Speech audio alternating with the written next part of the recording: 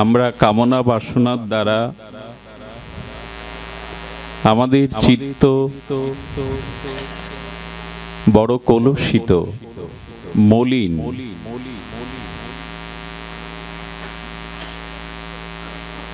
সাংসারিক কামনা বাসনার দ্বারা আমাদের মন প্রায়শ মলিন থাকে।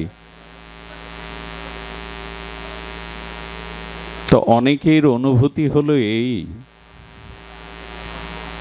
যে মনশুদ্ধির দ্বারা ভগবানের ভজন করো।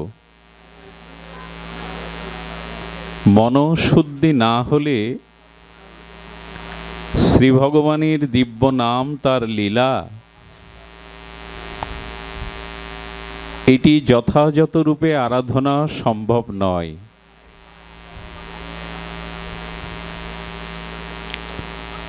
তো শাস্ত্র বলেছেন, অগ্রে ভগবানের নাম না তৎপূর্বে আগে মনশুদ্ধি। কোনটা? দেখুন, কেহ যদি বলে মনশুদ্ধি করে ভগবানের নাম নাও, ভগবানের নাম রূপ লীলা চিন্তন করো মনশুদ্ধির দ্বারা,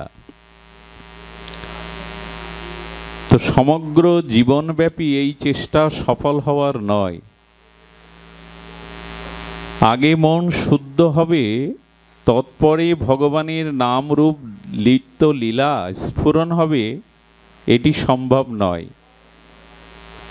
বরঞ্চ শাস্ত্রের অনুভূতি হলো শ্রী ভগবানের নাম নিতে নিতেই, নাম স্মরণ করতে করতেই, লীলা স্মরণ করতে করতেই চিত্তশুদ্ধি হবে।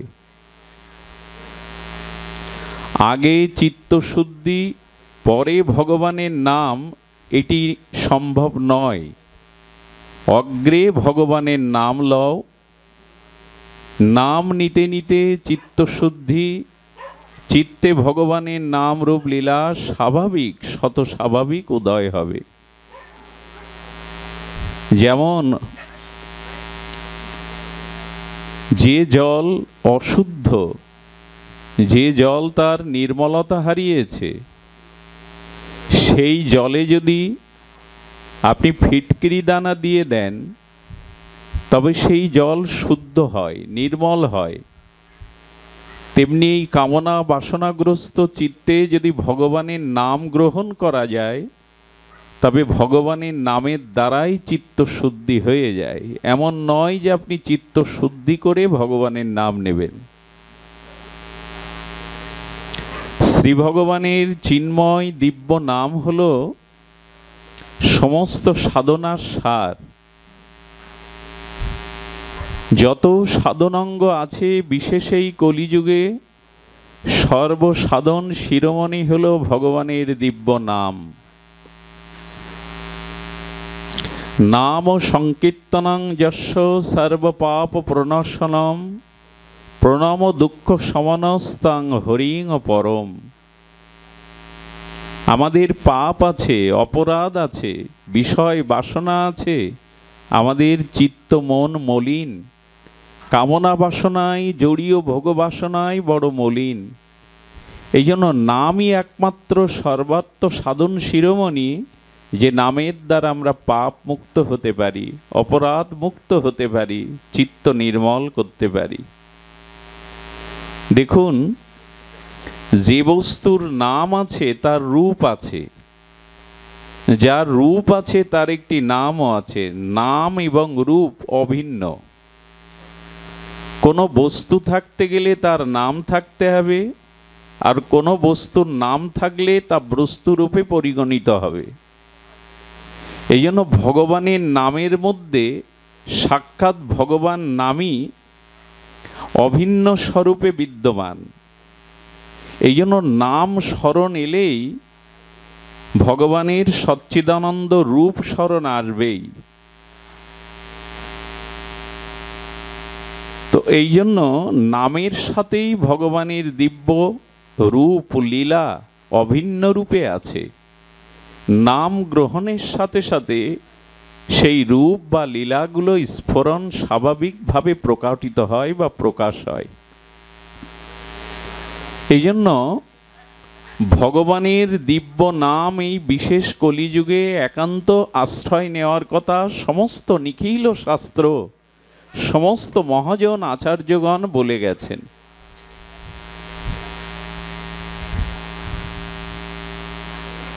এই জন্য ভগবানের নামের দ্বারাই আমাদের চিত্তশুদ্ধি, বিষয় বাসনার শুদ্ধি হতে পারে, অন্য কোনো উপায়ে এটি সম্ভব নয়।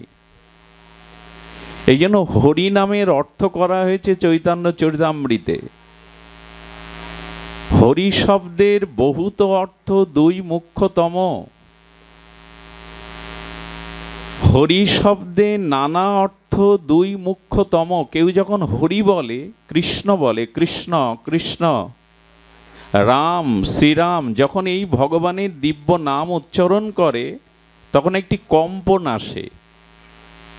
এই কম্পনটা শাস্ত্রে যেভাবে বর্ণনা করেছেন সেইটা আপনার অনাহত থেকে আর আজ্ঞা চক্রবর্ত এবং আমাদের যে ইড়া পিঙ্গলা সুষমা, এর একটা তরঙ্গ প্রবাহ সৃষ্টি হয়। আপনি ভগবানের নাম বা কোনো শব্দ উচ্চারণ করলেন, তার একটা তরঙ্গ আছে। এই তরঙ্গটা আপনার সমস্ত সুষমা ইড়া পিঙ্গলা যে নাড়ি প্রবাহ আছে সেগুলিতে একটা কম্পন আসে, একটা জাগরণ আছে। প্রতিটি শব্দ উচ্চারণের সাথে একটা কম্পন বা ভাইব্রেশন আপনার ভেতরে কি করে, জাগিয়ে দেয়। একটা পুষ্করণীতে আর কোনো পাথর ছুড়লে যেমন তার তরঙ্গটা তরঙ্গায়িত হয়, তেমনি কৃষ্ণ কৃষ্ণ ভগবানের দিব্য নাম হরি যখন আপনি উচ্চারণ করছেন তখন আপনার সমস্ত ইড়া পিঙ্গলা সুষমাতে একটা পবিত্র তরঙ্গ সৃষ্টি হচ্ছে। আর এই তরঙ্গের দ্বারা মানুষের আত্ম বিবেক, মানুষের ভেতরে তার মেধা, তার সুবুদ্ধি, তার আত্মকল্যাণ চিন্তাগুলো স্ফুরণ হয়ে ওঠে, একটা শক্তির জাগরণ হয়। এ যারা নাম গ্রহণ করেন তাদের এই অনুভূতি আসতে পারে, নাম না নিলে অনুভূতি আসবে না। যখনই আপনি ভগবানের দিব্য নাম উচ্চারণ করছেন তখন আপনার সমস্ত শরীরে একটা কম্পন আসছে। সেই কম্পনের দ্বারা ভেতরের যে সুপ্ত শক্তি সেটা জেগে ওঠে। জয় রাধে। সব ভালো হয়, শব্দযন্ত্রটায় এত, জয় নিতাই গৌর, জয় রাধে। একটু বাড়িয়ে দাও, ভলিউমটা ঠিক ছিল, দেখো নেমে গেছে। তো হরি নামের দ্বারা আপনার ভেতরে এই শক্তির জাগরণ ঘটে। হরি উচ্চারণ করলে কি হয়, হরি শব্দে বহুত অর্থ দুই মুখ্যতম। যেই হরি শব্দ উচ্চারণ করলেন তার বহু অর্থ হলেও দুটি মুখ্যতম। কি বলছেন, সর্ব অমঙ্গল হরে প্রেম দিয়া হরে মন।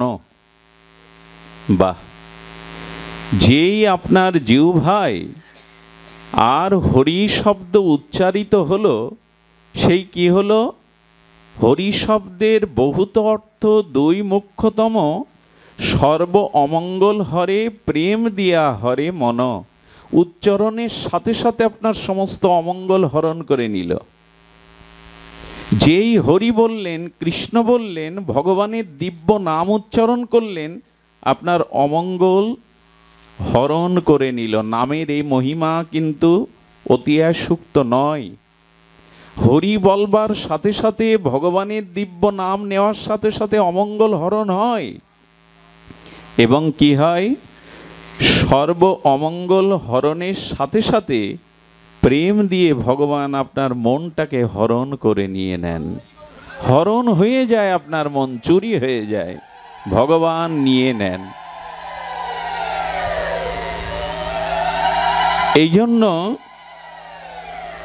জৈসে তৈসে জৈকৌ করায় শরণ, চারিবিধ পাপ তার করে সংহরণ। আপনি যেন তেন প্রকারে শ্রদ্ধায় অশ্রদ্ধায় হেলায় অবহেলায় ভগবানের দিব্য নাম উচ্চারণ করলেন। হরি হরি বা কৃষ্ণ কৃষ্ণ, শ্রীরাম শ্রীরাম, যে ভগবানের বহু নাম, যে নাম শ্রদ্ধার সহিত উচ্চারণ করলেন বা হেলায় অবহেলায় কি হয়? চতুর্বিধ পাপ সঙ্গে সঙ্গে হরণ হয়। কেউ ভাববেন না এটা নামের অতি প্রশংসা করা হচ্ছে, এটা অতি প্রশংসা নয়। নামের মহিমা, নামের যে তাৎপর্য, এটা কারো বলার সাধ্য নেই, এমনকি স্বয়ং ভগবান নামেরও নাই। আকাশের মেঘে কতটা জল আছে এটা কেউ বলে দিতে পারে না। বৃষ্টি হওয়ার পরে মিলিমিটার মেপে বিজ্ঞানীরা বলে দেয় এত মিলিমিটার বৃষ্টি হয়েছে, কিন্তু মেঘ দেখে বোঝা যাবে তো ওতে কতটা বৃষ্টি আছে? মেঘ দেখে আজ পর্যন্ত বৃষ্টি পরিমাপ করা যায় না, বৃষ্টি হবার পরে মিলিমিটার মাপা যায়। তো ভগবানের নামের মধ্যে অনন্ত যে মহিমা, সেটা পরিমাপ করার ক্ষমতা স্বয়ং নামী ভগবানেরও নেই। ভগবানও জানেন না তার নামের মহিমা কত অনন্ত। জইতে চইছে যেহে কেহ করায় স্মরণ, যেভাবে ভগবানের নাম স্মরণ করুন, চারিবিধ পাপ তার করে সংহরণ। ভগবানের নাম নিলেন তো চারিবিধ পাপ আপনার সংহরণ করে নিলেন। একটা দৃষ্টান্ত বলি। দৃষ্টান্তটা হলো, কোনো পিতার যদি দুটি পুত্র থাকে, ধ্যান দিয়ে শুনুন, একজন শিষ্ট একজন দুষ্ট। তো যিনি শিষ্ট সন্তান, সুসন্তান, ভদ্র সন্তান, এবং যিনি দুষ্ট, অসৎ আচরণ করেন, পিতার বাক্য আদেশ লঙ্ঘন করেন, নেশাগ্রস্ত, আপনি বলুন পিতার পুত্র হিসাবে সে দুষ্ট হলেও, সচ্চরিত্রবান না হলেও, পিতার সম্পত্তিতে তার অধিকার আছে কিনা, সে পাবে কিনা? সংবিধানে এই জাতীয় পুত্রও পিতার সম্পদের অধিকারী। ঠিক ভগবানও বললেন, তুমি যত পাপী হও, অসদার সম্পন্ন হও, নাম আর নামই যেহেতু অভেদ। আচ্ছা, কোনো শিশু সন্তানকে কি মা এরূপ কথা বলে, তোর গায়ে ময়লা মাটি মাখানো, মলমূত্র মাখানো, আগে শুদ্ধ হয়ে আয় তবে আমি বুকের স্তন দেব? একথা বলে কি? ভগবানের জন্য বললেন, তুমি অশুদ্ধ থাকতে পারো, তোমার ভিতরে পাপ থাকতে পারো, কিন্তু একবার আমার নাম উচ্চারণ করলে আমি তোমার পাপ না দেখেই তোমাকে কোলে তুলে নেই। মা নেয় তো। আচ্ছা, রাত 2টোর সময় যদি সন্তান মা বলে কেঁদে ওঠে, মা বলবে কি এখন কোলে নেওয়ার সময় না? এরকম নিয়ম আছে কি মায়েদের, যে রাত 2টোর সময় তোকে কোলে নিয়ে দুধ পান করানোর সময় না? মা কি সময় জ্ঞান করে? তেমনি ভগবানও বললেন, যখন যে সময় যেরূপভাবে যে আমার নাম স্মরণ করে আমি তাকে কোল দেই, অবশ্যই তাকে গ্রহণ করি। জইছে তইছে, এবং যে কেউ মানে আমাকে শুদ্ধ হয়ে নাম নিতে হবে, পবিত্র হয়ে নাম নিতে হবে এমন নয়। যে কোনোভাবে ভগবানের নাম যদি নেয়, যে সন্তান লেখাপড়া জানে না, মূর্খ, যার ভিতরে সদাচার নেই, পবিত্রতা নেই, সে সন্তানও যেমন পিতার সম্পত্তির অধিকারী, তেমন ভগবানের দিব্য নাম হেলায় শ্রদ্ধায় যেভাবে হোক নেওয়া হয়, তার আত্মকল্যাণ হবেই হবে, অবশ্যই হবে। এই জন্য ভগবান বললেন যে আমি তার সমস্ত পাপ হরণ করি। দেখুন, রাবণ সে কখনো রাম নাম নেননি, অথচ রাবণের গুরুদেবকে,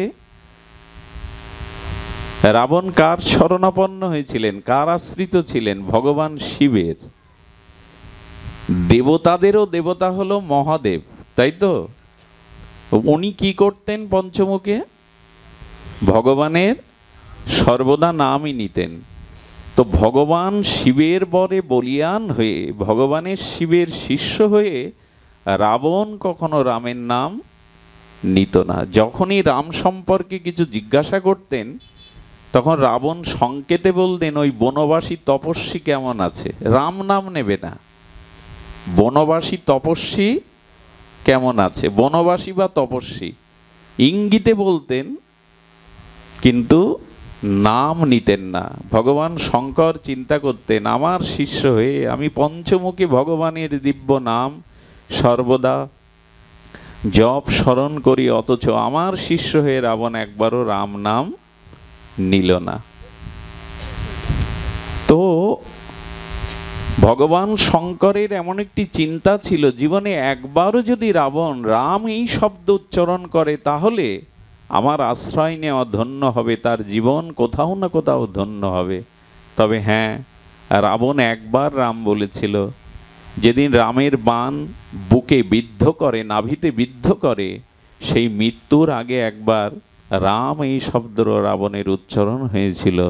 এই জন্য রাবণেরও সদ্গতি হয়ে গেল। এত অন্যায় এত পাপ করার পরেও একবার রাম নাম স্মরণের সাথে সাথে তার সদ্গতি হয়ে গেল। আমি একটা অনুরোধ করি আপনাদের, সেটা হলো আপনারা কখনো তার্কিকদের পাল্লায় পড়বেন না। তার্কিকরা কেমন জানেন? আচ্ছা, এই যে বক্তা বলে গেল যা খুশি করো, অশুদ্ধ পাপাচারী হও, অশুদ্ধ হও, অশ্রদ্ধালু হও, একবার নাম নিলেই পাপ হরণ হবে, এসব বাড়াবাড়ি কথা। সারা জীবন সৎপথে চললাম না, সদাচার পালন করলাম না, সারা জীবন লোকের ক্ষতি করলাম, আকর্ম কুকর্ম করলাম, অথচ একবার নাম নিলে উদ্ধার হবে, এই তর্ক যারা নাম সম্পর্কে আপনার সামনে করে, আমি অনুরোধ করব 100 হাত দূরে থাকুন এদের থেকে। নাম নিয়ে যখন কেউ বিতর্ক করে এদের থেকে দূরে থাকুন।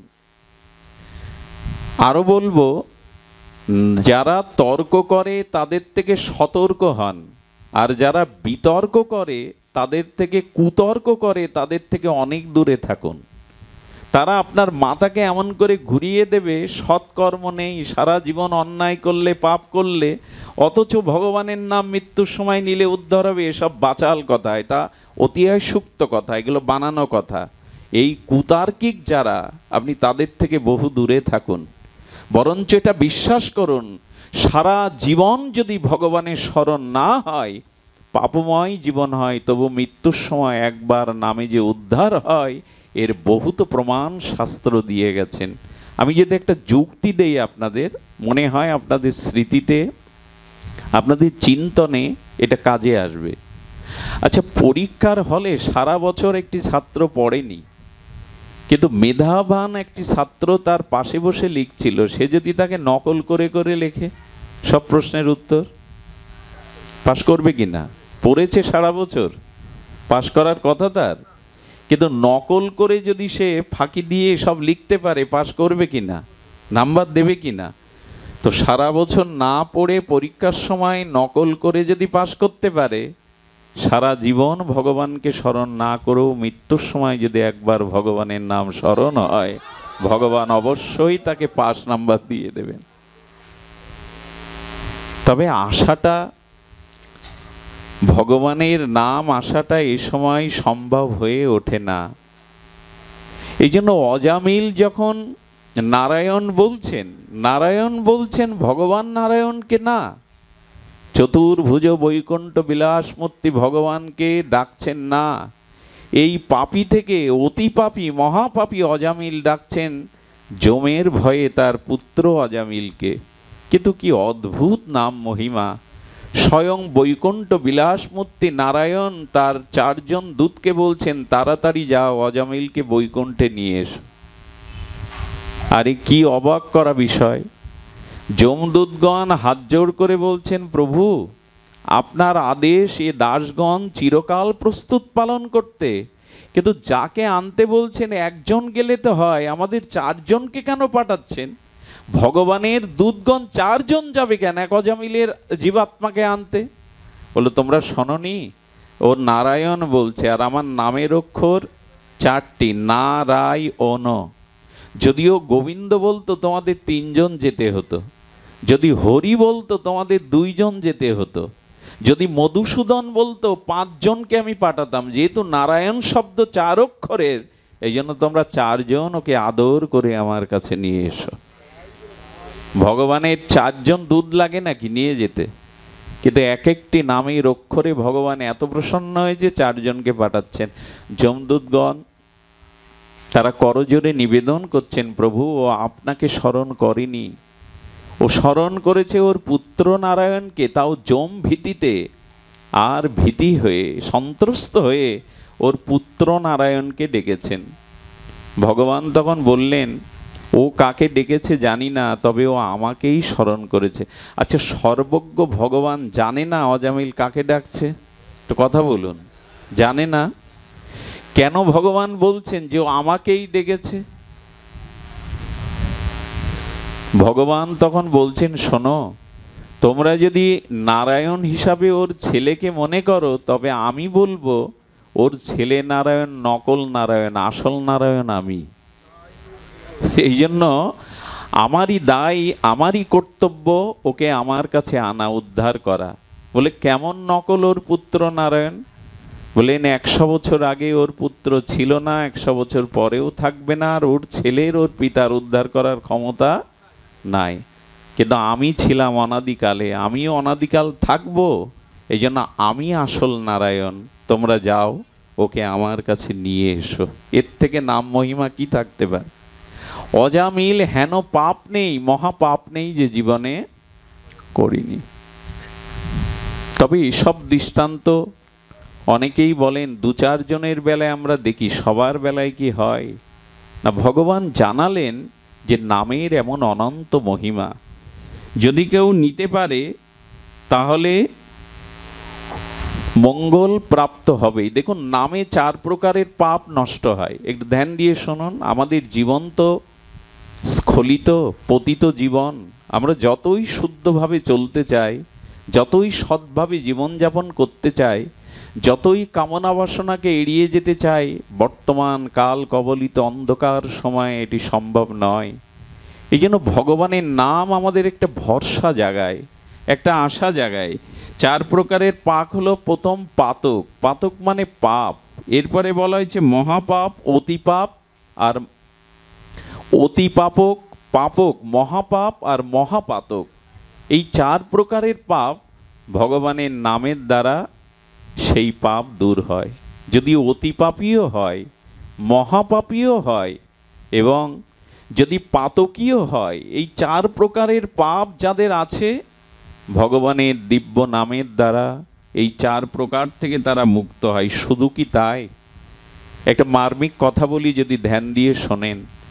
আপনি যদি জ্ঞানী হন, আর জ্ঞানের দ্বারা আপনি যদি ব্রহ্মজ্ঞানও লাভ করেন, অর্থাৎ ব্রহ্মজ্ঞানী জ্ঞানী হন, তবু আপনার অনন্ত জন্মের যে প্রারব্ধ ব্রহ্মজ্ঞানের দ্বারা নাশ হয় না।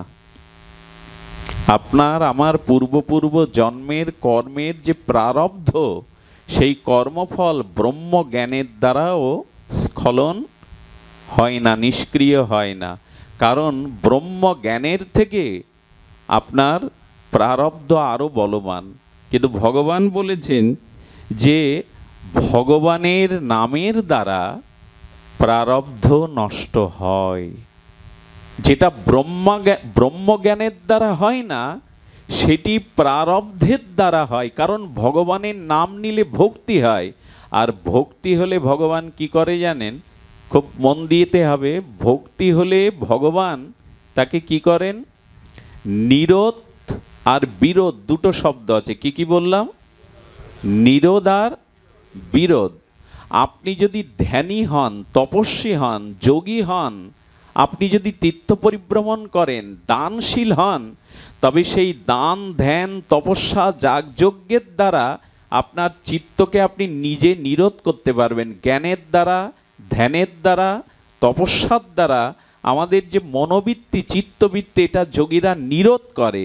কিন্তু যিনি ভক্তির আশ্রয় নিয়েছেন, নামের আশ্রয় নিয়েছেন, তিনি মন নিরোধ করেন না। ভগবান মহাপাপ হতে তাকে বিরোধ করেন, তাকে পাপ করতে দেন না। আরে বাবা, একটা হলো নিরোধ আর একটা হলো বিরোধ। ভগবান তার নামাশ্রিত ভক্তের পাপ বা স্খলন কর্ম হতে কি করেন? নিরোধ করেন, বিরোধ করেন। কিন্তু আপনি যোগী, তপস্বী, ধ্যানী যাই হন, ওই ধ্যানের দ্বারা, যোগের দ্বারা, কর্মের দ্বারা আপনাকেই আপনার মনটাকে নিরোধ করতে হবে। ওখানে ভগবানের ভূমিকা নেই। কিন্তু ভক্তির আশ্রয় নিলে, নামের আশ্রয় নিলে স্বয়ং ভগবানই আপনাকে পতনের হাত থেকে কি করবেন? বিরোধ করবেন, যে তুমি এ পথে যাবে না। এই নিরোধ আর বিরোধটা আবার বারবার বলছি কেন? ভক্তকে ভগবান সে পথে যেতে দেন না যে পথে গেলে ভক্তের অকল্যাণ হবে। কিন্তু জ্ঞানী যোগী যারা, যারা জ্ঞান সাধনা করেন, কর্মের সাধনা করেন, যারা যোগ দর্শন মানেন, ধ্যান করেন, তাদের ধ্যানের যোগের উপরে নির্ভর করে মনটাকে নিরোধ করার। কিন্তু ভগবান এসে বিরোধ করেন, তোমাকে এ পথে যেতে না। এই জন্য ভক্তি হলে ভগবানের সুখের দিকে দৃষ্টি দেয়। ভক্তি প্রয়োজন, আর নামের মধ্যেই ভক্তি আছে, সাধু সঙ্গের মধ্যেই ভক্তি আছে, হরি কথার মধ্যে ভক্তি আছে। কেন বলছি ভক্তির মহিমা? শুনুন। অর্জুন সারথীর ভার কৃষ্ণের উপরে দিয়েছিল ভক্তিতে না ভগবান ভেবে? অর্জুনের প্রথমে ভক্তি ছিলই না, ভগবানের প্রতি তার সখ্যতা ছিল, সুহৃদ মনে করতেন, নিজজন মনে করতেন। আর অর্জুন এইটুকু ভেবেছিলেন, যদি সারথী রূপে কৃষ্ণকে নিয়োগ করা যায় তাহলে আমি রক্ষা পাব। বাসুদেব ভগবান, বাসুদেব ভগবান, তিনি রক্ষা করতে পারবেন। এই জন্য তিনি অস্ত্র না নিয়ে, হাতি ঘোড়া নারায়ণী সেনা না নিয়ে বললেন তুমি আমার সারথী হও। কিন্তু অর্জুন কেঁদেছিলেন কি ভেবে জানেন? এদিকে ধ্যান দিন। যখন ভীষ্মের বাণগুলো আর দ্রোণাচার্যের বাণগুলো কৃষ্ণের বুকে এসে বিদে বিদে কৃষ্ণের শরীর প্রেমময় সচ্চিদানন্দ তনু রক্তাক্ত হয়ে যাচ্ছে, তখন মাঝে মাঝে হনুমান কেঁদে উঠেছিলেন। মোবাইল সরিয়ে দাও ওখান থেকে। অর্জুন কেঁদেছিলেন কেন জানেন? আমি আমার নিজের রক্ষার জন্য তোমাকে সামনে সারথীর ভার দিলাম, যাতে কুরুক্ষেত্রে আমি জয়ী হতে পারে, নিজের জয় হয়। আমি বড় ভুল করেছি, তখন বুঝিনি যে আমার জন্য তুমি বুক পেতে রক্ত ঝরাবে। আমার কারণে, আমি জয়ী হওয়ার কারণে তোমার বুকে রক্ত ঝরছে, তোমাকে সামনে আমি বাণের সামনে দাঁড় করিয়েছি। ভগবান, এখন মনে হচ্ছে আমি যদি তোমার ভক্ত হতাম, তোমাকে ভালোবাসতাম, তাহলে এরকম হাজার রাজ্য ত্যাগ করে কাঙাল হতাম, তবু তোমাকে ব্যথা নিতে দিতাম না, তোমাকে কষ্ট নিতে দিতাম না। তুমি আমার জন্য তোমার বুকে রক্ত ঝরাচ্ছ।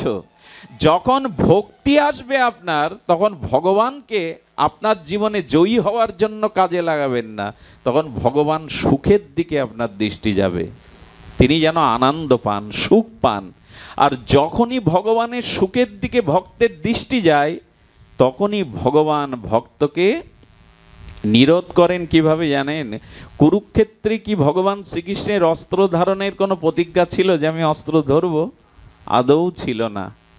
কিন্তু ভগবান ভীষ্মের জন্য নিজে অস্ত্র ধারণ করলেন এবং জগৎকে দেখালেন আমি আমার প্রতিজ্ঞা লঙ্ঘন করতে পারি শুধু ভক্তের জন্য।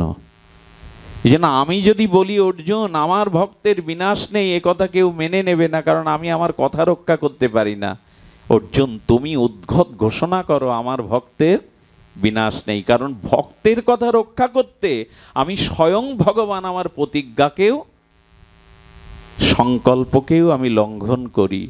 এই জন্য ভক্তের জন্য ভগবান পারেন নাকি? জ্বলন্ত অগ্নি খেতে পারেন, বিষ খেতে পারেন, ভক্তের জন্য ভগবান সব পারেন। নিরোধ করতে পারেন, বিরোধ করেন। নিরোধ করেন না, ভগবান বিরোধ করেন। যেমন নন্দ বাবা ব্রজবাসীগণ ইন্দ্রের পূজা করতো না?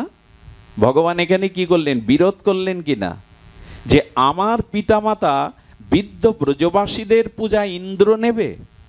বলেন হে পিতা, হে ব্রজবাসীগণ, ইন্দ্রের কিছু করার নেই।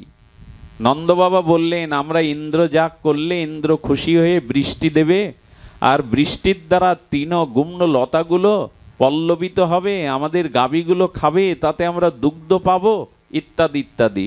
কৃষ্ণ বলছেন কর্ম যেমন করবে ফল তেমনই পাবে, এতে ইন্দ্রের কোনো ভূমিকা নেই। তোমরা যেমন কর্ম করবে তদরূপ ফল দেবে, ইন্দ্রের কোনো এখানে ভূমিকা নেই। ইন্দ্র কেন তোমাদের পূজা পাবে? বিরোধ করলেন কিনা কৃষ্ণ? ইন্দ্র পূজা বন্ধ করে গিরিরাজ গোবর্ধনের পূজা করালেন কিনা? ভক্ত যদি হন, ভগবানের নামাশ্রয় করেন, তখন ভগবানই আপনার সামনে এসে বিরোধ করবে। যে কাজ করলে আপনার ভক্তি নষ্ট হবে তা করতে দেবে না, স্বয়ং এসে দাঁড়াবে। কিন্তু জ্ঞানী হলে, যোগী হলে দায়িত্বটা আপনার, ওটা ভগবান দায়িত্ব নেবে না। এই জন্য ভগবানের নাম আশ্রয় করার সাথে সাথে ভগবান বললেন, তখন আমার দায়িত্ব এসে পড়ে তোমার সমস্ত পাপ হতে মুক্ত করবার। দায়িত্বটা আপনার নেওয়া উচিত না ভগবানের কাছে দেওয়া উচিত। এইটা কখন দিতে পারবেন? যখন ভগবানের নাম আশ্রয় করবেন, ভক্তির আশ্রয় করবেন, তখনই ভগবান আপনার দায়িত্ব নিয়ে আপনার কাজে বিরোধ করবে। যে কাজে বিরোধ করলে আপনি ভক্তি লাভ করবেন, ভগবান সেই কাজ আপনাকে করতে দেবে না। এই জন্য দেখুন, প্রারব্ধ নষ্ট হয় ভক্তির দ্বারা। শুদ্ধ ভগবৎ ভক্তির দ্বারা প্রারব্ধ শুধু নষ্ট না হয়, কি বলেছে দেখুন, কূট এবং বিষ এ দুটোও নষ্ট হয়। কূট এবং বিষ কি? দেখুন, যে পাপটা আমরা করেছি, যে পাপ অনন্ত জন্ম সঞ্চিত আছে, ওটা বীজ আকারে আছে। কি আকারে আছে? যে পাপ আমাদের অনন্ত জন্ম হয়েছে ওটা বীজ আকারে আছে। আর ওই বীজটা কি হয়? মাঝে মাঝে অঙ্কুর হয়ে যায়। বীজ যদি সরস মৃত্তিকায় পড়ে, জলধারায় সিক্ত হয়, তখন অঙ্কুর হয়। অঙ্কুর হয়ে ওটা বৃক্ষে রূপান্তরিত হয়। ভগবান বললেন, আমার নাম নিলে, আমার চরণে শরণ নিলে, আমি ওই পাপের বীজ যেটা পরবর্তীতে বৃক্ষ হবে, ফল দেবে, প্রারব্ধ হবে, সেই বীজটাকেও নাশ করে দেই। এটা হরি নামের দ্বারা হয়, ভক্তির দ্বারা হয়, অন্য কিছুর দ্বারা এটি সম্ভব নয়। এই জন্য শাস্ত্রে বলেছেন, সর্বমহাপ্রাশ্চিত্র একমাত্র নামের দ্বারা হয়। এটা খুব অপূর্ব কথা। আমরা পাপ করলে সেই পাপ স্খলনের জন্য, পাপ মুক্ত হওয়ার জন্য শাস্ত্রে কি বিধান দেওয়া আছে? প্রায়শ্চিত্ত। আপনি যত পাপ করবেন, প্রত্যেক পাপের একটা প্রায়শ্চিত্তের বিধান শাস্ত্রে আছে, আছে কি না? কিন্তু সর্বমহাপ্রায়শ্চিত্ত একমাত্র ভগবানের নামেই হয়, অন্য কিছুতে হয় না। আপনারা জানেন যে পারাক চন্দ্রায়ন তপ্ত কিচ্ছ ন দেহি শুদ্ধিং ভবতিহ তাদিক।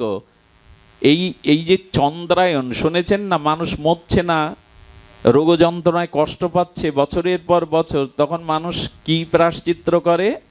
চন্দ্রায়ন প্রায়শ্চিত্ত করে, যাতে পাপ ক্ষয় হয়ে সে রোগ আর এই যন্ত্রণা মুক্তি হয়ে তাড়াতাড়ি ভগবানের কাছে ফিরে যেতে পারে।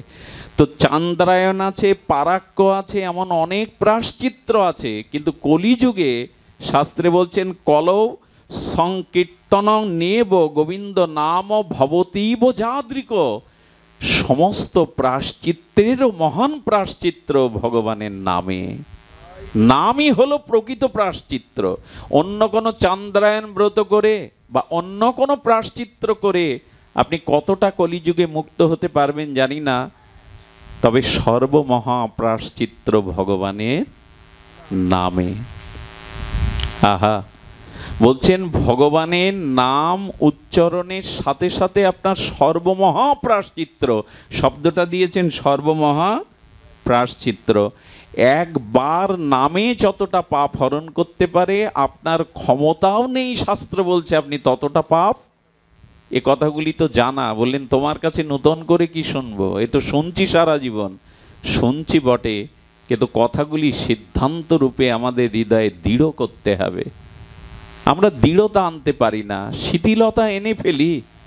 এই জন্য শাস্ত্র বলছেন যে না, ভগবানের দিব্য নাম উচ্চারণ করলে তুমি এন পাপ নেই যে সেই পাপের সমান হতে পারে একটি নাম।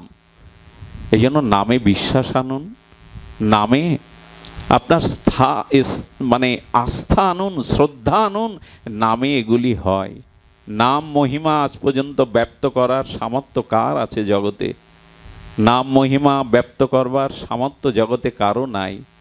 এই জন্য হনুমান বলুন, প্রহ্লাদ বলুন, ধ্রুব বলুন, আর জগাই মাধাই বলুন, সবার দিকে তাকিয়ে দেখুন, সত্যযুগ থেকে শুরু করে এই কলিতে সমস্ত শাস্ত্রের নামের বিজয় গৌরব। পরম বিজয়তে শ্রীকৃষ্ণ সংকীর্তনম। একমাত্র নামের দ্বারা সমস্ত বিজয় সাধিত হয়েছে, একথা প্রায়শ আমরা সমস্ত শাস্ত্রে সেই কলি থেকে অন্তত এ পর্যন্ত জেনেছি। তাই শাস্ত্রে বলছেন যে সমস্ত পাপের প্রায়শ্চিত্ত ভগবান নামে। তাই পাপ করে থাকি, স্খলন করে থাকি, তবে একটা অনুরোধ করব, এ কথা শুনে যেন এরকম দুষ্টবুদ্ধি মাথায় ভর না করে, তাহলে সারাদিন পাপ করব আর সন্ধ্যাবেলায় হরি বলে ওর স্খলন করে নেব। এই বুদ্ধি বলে যদি পাপ করতে শুরু করেন, আরও নাম অপরাধে জড়িয়ে যাবেন। যদি এরকম কারো এই নাম মহিমা শুনে মনে হয় ঠিক আছে পাপও চলুক নামও চলুক, সারা দিন পাপ করব, সন্ধ্যায় হরি নাম নিয়ে নেব, এই যে কপট বুদ্ধি, এই যে চালাকি বুদ্ধি, এর দ্বারা নাম প্রভু কৃপা করেন না। কারণ নাম বলে পাপে প্রবৃত্তি, এটা আরেকটি নাম অপরাধ। শুধু ভক্তগণ, এত নাম মহিমার পরেও, এত নাম আশ্রয় পরেও আমাদের আত্মকল্যাণ নেই। এই কারণে এটা সরিয়ে দিন।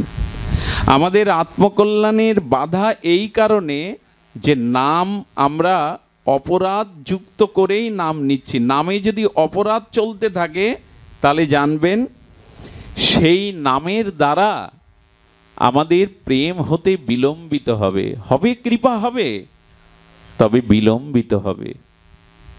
হরি নামে সমস্ত পাপক্ষয় হয়। হরি নামে, বিশেষ করে হরিনাম সংকীর্তনে কলিতে প্রেম ভক্তি লাভ হয়। ভগবানের দিব্য নামের দ্বারা সমস্ত প্রায়শ্চিত্ত হয়। তবে শ্রদ্ধা এবং বিশ্বাসের সহিত নাম গ্রহণ করতে হবে। যুক্তি বিতর্ক, যারা কুতর্ক করে এদের পাশ কাটিয়ে যান। কিন্তু নামে যে সমস্ত স্তুতি করা হয়েছে, নামের যে মহা বর্ণনা করা হয়েছে, তার থেকে যেন কোনো দিন আমরা পিছিয়ে না পড়ি। ঠাকুর হরিদাসকে আর শ্রীমান মহাপ্রভু বলছেন, হরিদাস নামে সমস্ত জীব উদ্ধার হবে তুমি বলছো, আচ্ছা বৃক্ষ লতা পাতাগুলো কি করে উদ্ধার হবে? তারা তো নাম নিতে পারে না। হরিদাস বলছেন, প্রভু তোমার নাম বলে অনন্ত স্থাবর অস্থাবর সমস্ত জীব প্রাণী বৃক্ষ লতা উদ্ধার হবে। কত বড় বলে বলিয়ান হয়ে আস্থার সহিত হরিদাস ঠাকুর এই কথা বলছে। মহাপ্রভুর প্রশ্নোত্তরে হরিদাস বললেন, প্রভু তবে শোনো, জঙ্গলের ভিতরে দাঁড়িয়ে যদি কেউ হরে কৃষ্ণ বলে, হরি বলে, প্রভু দেখবে এই নামের তরঙ্গটা আর জঙ্গলের মধ্যে গিয়ে গাছের গায়ে আর এই শব্দ তরঙ্গ ধাক্কা খেয়ে একটা বিপরীত শব্দ ফিরে আসে। আসে কি না? যদি আপনি কৃষ্ণ বলেন জঙ্গলে দাঁড়িয়ে, ওই নামের কম্পন শক্তিটা গাছের গায়ে লেগে দেখবেন আবার একটা রিসাউন্ড চলে আসে, কৃষ্ণ কৃষ্ণ। আসে কি না? হরিদাস বললেন, ওরা নাম গ্রহণ করে বিপরীতে আবার নাম ফিরিয়ে দিল, কেন মুক্তি হবে না প্রভু? জঙ্গলের মধ্যে দাঁড়িয়ে জোরে ওং বলুন, কৃষ্ণ বলুন, দেখবেন শব্দ তরঙ্গটা বৃক্ষের গায়ে ধাক্কা লাগলো মানে ওদের কাছে পৌঁছালো। ওরা ওটা গ্রহণ করে বিপরীত শব্দ ধ্বনিতে ফিরিয়ে দিল, কৃষ্ণ কৃষ্ণ কৃষ্ণ। বললেন, বৃক্ষ লতা পাতার অবশ্যই এর দ্বারা কল্যাণ হবে।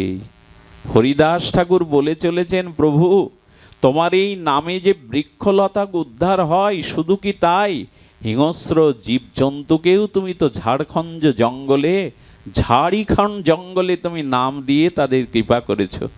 অনেকবার এই আলোচনা শুনেছেন, বারবার এই আলোচনার দ্বারা রসভঙ্গ হয় না, আমাদের আনন্দের কমতি হয় না। একঘেয়েমি কোনো আলোচনা আর রসভঙ্গ করে না। মহাপ্রভুর নাম ধ্বনিতে সেদিন বাঘ এসেছিল, সর্প এসেছিল, সেদিন হিংস্র জীবজন্তু এসেছিল, আর ব্যাঘ্র হরিণে অনন্যভাবে চুম্বন করেছিল। মহাপ্রভুকে মাঝখানে রেখে বেড়ি কীর্তনের দ্বারা হিংস্র জীবজন্তু একই সাথে নাম গ্রহণ করেছিল। প্রভু, তোমার নামের মহিমা এমন যে হিংস্র ব্যাঘ্রও হাত তুলে ভগবানের নাম নিতে পারে। তোমার নামে এটা তুমি প্রমাণ করেছো, এটা প্রমাণ করেছো যে জীবজন্তু তোমার নাম নেয়। পুরী ধামে মহাপ্রভু জগন্নাথের প্রসাদ পাচ্ছেন, সামনে একটা কুকুর এসে দাঁড়িয়েছে, আর মহাপ্রভু সেই জগন্নাথের প্রসাদটা কুকুরের দিকে ছুড়িয়ে বলছে, কহ কৃষ্ণ, কহ কৃষ্ণ।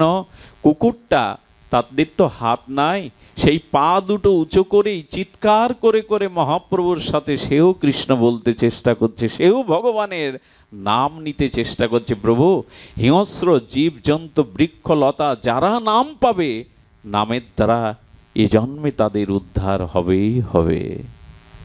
এমন নাহিমা, এমন নাম মহিমা, অনন্ত মহিমা। শাস্ত্রে বলেছেন, নাম চিন্তামণি কৃষ্ণ চৈতন্য রসবিগ্রহ, পূর্ণ শুদ্ধ নিত্য মুক্ত অভিন্ন আত্মানমিন। শাস্ত্রে বারবার বলেছেন নামে হয় নাটা কি। আপনাদের মনে আছে, একজন মাটি কাটা জন দেন, এটা ভক্তমাল চরিত্র দেখে নেবেন। ওই যে সারাদিন মাটি কাটেন, যেটা মজুরি হয় তাই দিয়ে আর সংসার যাত্রা নির্বাহ করেন। জমিদারের পুকুর কাটছে, তো পুকুরটা 20 হাত নিচে চলে গেছে।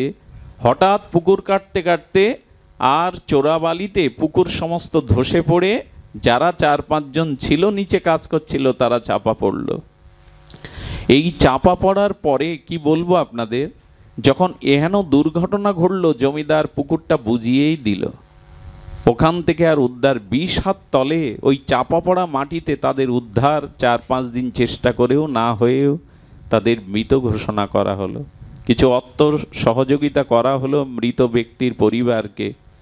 কিন্তু 1 মাস পর ওই পথচারী হয়ে একজন মহাত্মা যেতে যেতে ওই মাটি ভরার জায়গায় একটু বিশ্রামে বসেছেন।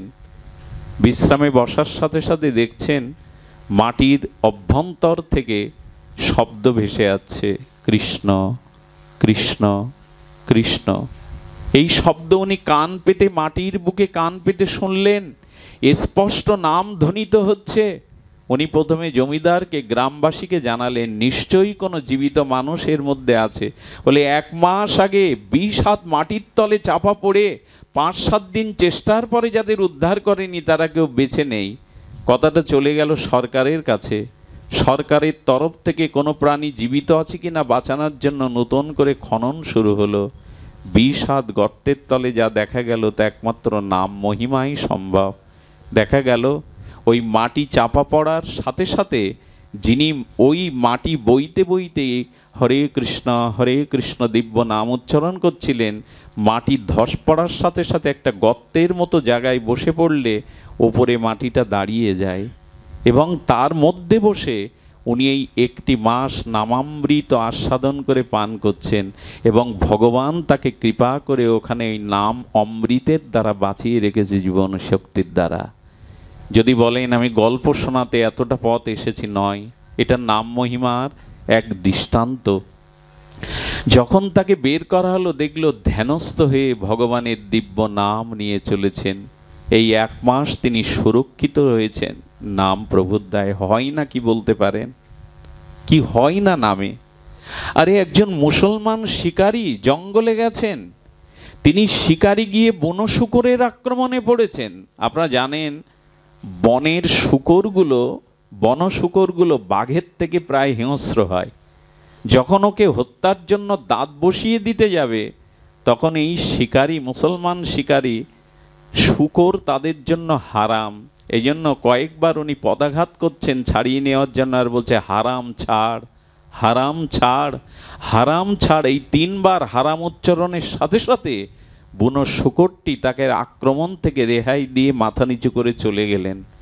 বিস্ময় প্রকাশ করে প্রাণ ফিরে পাওয়া এই মুসলমান, তিনি পাশে একজন যোগী দেখেছিলেন, ওই জঙ্গলে বসে তপস্যা করছেন। কারণ জিজ্ঞাসা করলেন, হারাম বলাতেও ছেড়ে দিল কেন?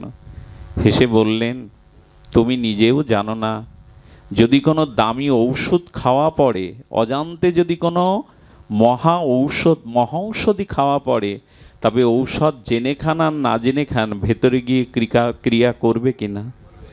অবশ্যই করবে। আগুনে জেনে হাত দেন আর না জেনে হাত দেন, আগুন তার স্বাতন্ত্র কৃপা ও শক্তি প্রয়োগ করবেই, ক্রিয়া করবেই।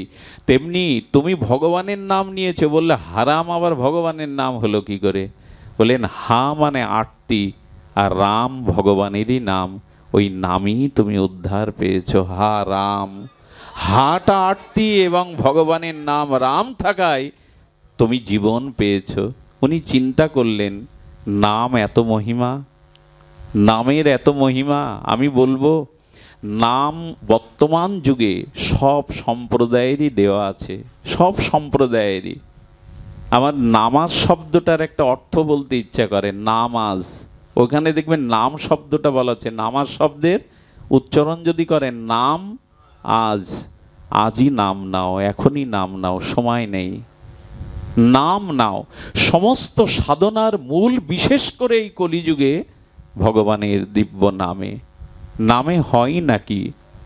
নামের মহিমায় মহাপ্রভু বনের ব্যাঘ্রকে, হরিণকে, সর্পকে আর নাম নেওয়ালেন। ভগবানের দিব্য নামের দ্বারা বৃক্ষলতাগুলি উদ্ধার পেল। একজন হারাম বলে অন্য সম্প্রদায়ের লোক নামের কৃপা পেল, কারণ নাম প্রভু সর্বদা কৃপা করতে আছে। কি বলবো আপনাদের, বৃন্দাবনে একবার হাল চাষ করতে গিয়ে দেখলো প্রায় 6 ফুট লম্বা একটা দেহের ভেতরের হাড়গোড় পাওয়া গেল। তার বুকের পাঁজরগুলো যখন খেতে নাঙলের দ্বারা উঠে এলো, দেখা গেল বুকের পাঁজরগুলোতে হরে কৃষ্ণ মহামন্ত্র নাম অঙ্কিত হয়ে আছে।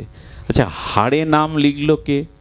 হাড়গুলো নিয়ে যখন বৃন্দাবনের নিষ্ঠাবান নামনিষ্ঠ মহামানবদের কাছে যাওয়া হলো, নামনিষ্ঠ সাধকদের, বলেন উনি এত নাম নিয়েছেন জীবনে, ওনার বুকের পাঁজরে রাম ভগবানের নাম অঙ্কিত হয়ে আছে। সনাতন গোস্বামী যে বৃক্ষের তলে নাম করতেন, উনি অপ্রকাট হওয়ার পরে বৃক্ষটা মারা যায় জানেন। ওই বৃক্ষটার ছালগুলো ওপর থেকে উঠে যাওয়ার পরে দেখা যায় যে বৃক্ষের ভেতরে ভগবানের নামগুলো, হরে কৃষ্ণ নামগুলো অঙ্কিত হয়ে আছে। বৃক্ষের হলো, ব্যাঘ্রের হলো, লতা পাতার হলো, হলো না শুধু আমার। নামের রুচি সকলের হলো, হলো না শুধু আমার। প্রহ্লাদ তার নামের দ্বারা স্ফটি স্তম্ভের ভেতরেও ভগবানকে আবির্ভাব করালেন, কিন্তু আমরা জঙ্গম দেখি, পাথর দেখি, নাম দেখি না। এই জন্য অনুরোধ করব, সমস্ত কুতর্ক বাদ দিয়ে, সমস্ত তার্কিকতা বাদ দিয়ে ভগবানের নামটা একবার গ্রহণ করবার সংকল্প করুন না। নিত্য নিরন্তর নাম নেওয়ার সংকল্প করুন, নিত্য নিরন্তর। এই নামই বর্তমান যুগে একমাত্র।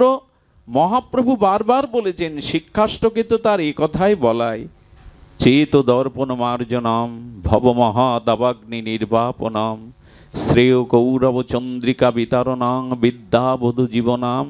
উনি বলছেন নাম বিদ্যা বধূর ন্যায়, এই নাম পরম বিজয় আনবে। সদা সর্বদা চিত্তশুদ্ধি প্রেম প্রাপ্তির একমাত্র উপায় ভগবানের নাম। সারঙ্গ ঠাকুরের কথা আমরা বলেছি, মহাপ্রভুর এই বৃদ্ধ পরিকর সর্বদা এক বকুল তলায় বসে নাম নিতেন। বকুল গাছটা শুকিয়ে মারাই গেছে। মহাপ্রভু এসে বললেন, ঠাকুর, যে বৃক্ষ তোমাকে ছায়া দিত রৌদ্র বৃষ্টিতে, আর সে বৃক্ষ তো মরে গেছে, এখন এই বৃক্ষকে ছেড়ে দাও।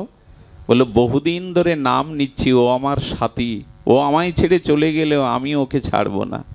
নাম নিতে নিতে বৃক্ষের প্রতি মমতা এসে গেছে।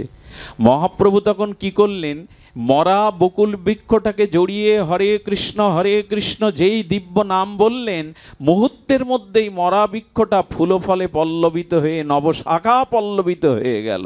ঠাকুর, নাম আশ্রয় নিয়ে তুমি এই বৃক্ষের তলে বসে নাম করো, নাম আবার তোমার ছায়া দেবে। হরিদাস ঠাকুর সিদ্ধ বকুলের নাম শুনেছেন পুরীতে?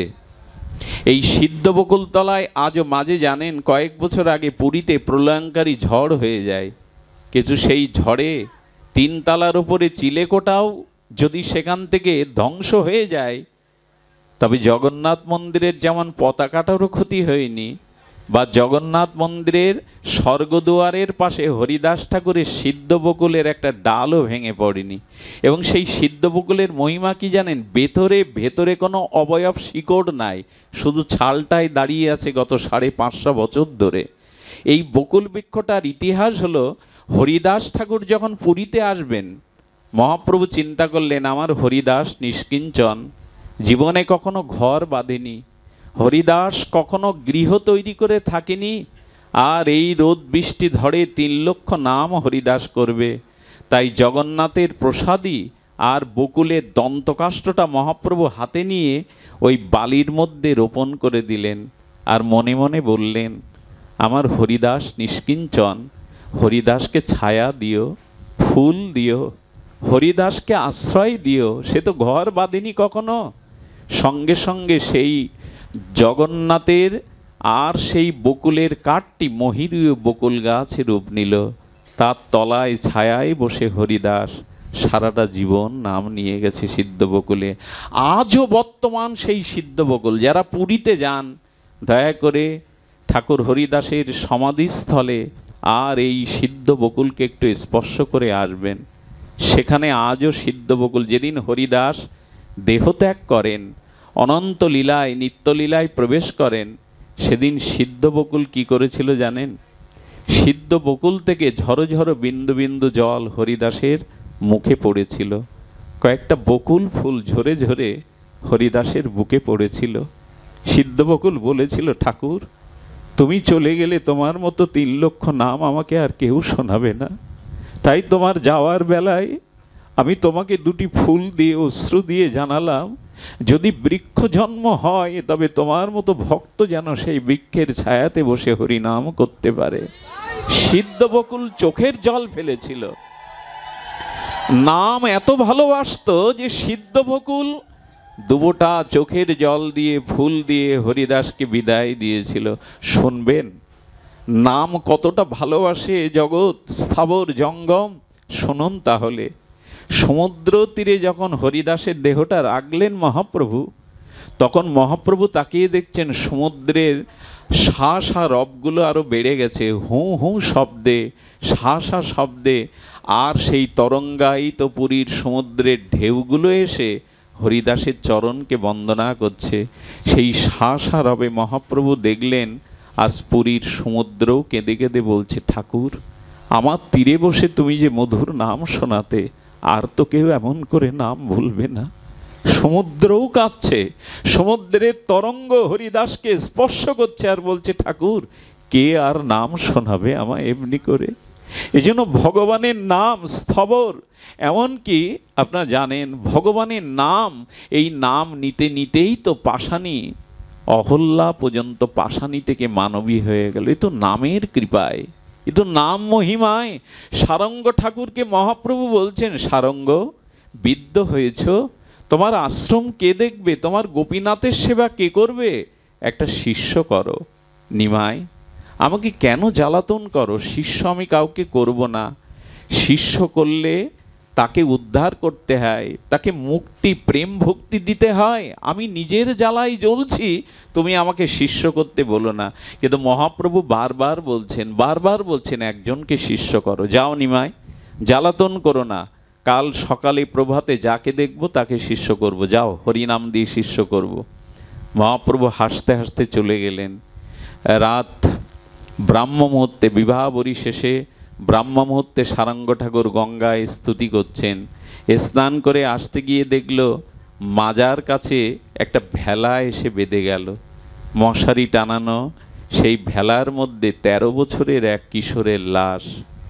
গতকাল দুপুরে তার উপনয়ন হয়েছে, সন্ধ্যায় সর্পাঘাতে মারা গেছে, আর তাকে মধ্যরাত্রে ভেলায় করে পিতামাতা ভাসিয়ে দিয়েছে। সারঙ্গ ঠাকুর মৃত কিশোরের চোখের দিকে তাকিয়ে বললে, কিরে, মহাপ্রভুকে কথা দিলাম নিমাইকে কাল সকালে প্রভাতে যাকে দেখব হরিনাম দিয়ে শিষ্য করব, তুই তো মৃত। এখন মহাপ্রভুকে কথা দিয়েছি, নিমাইকে কথা দিয়েছি, কথা তো রাখতে হবে। তুমি মৃত হতে পারো, কিন্তু মহাপ্রভুর কৃপায় নাম তো সঞ্জীবনী সুধা, মৃতকেও জীবন দিতে পারে নাম। নাম তো মৃত সঞ্জীবনী সুধা।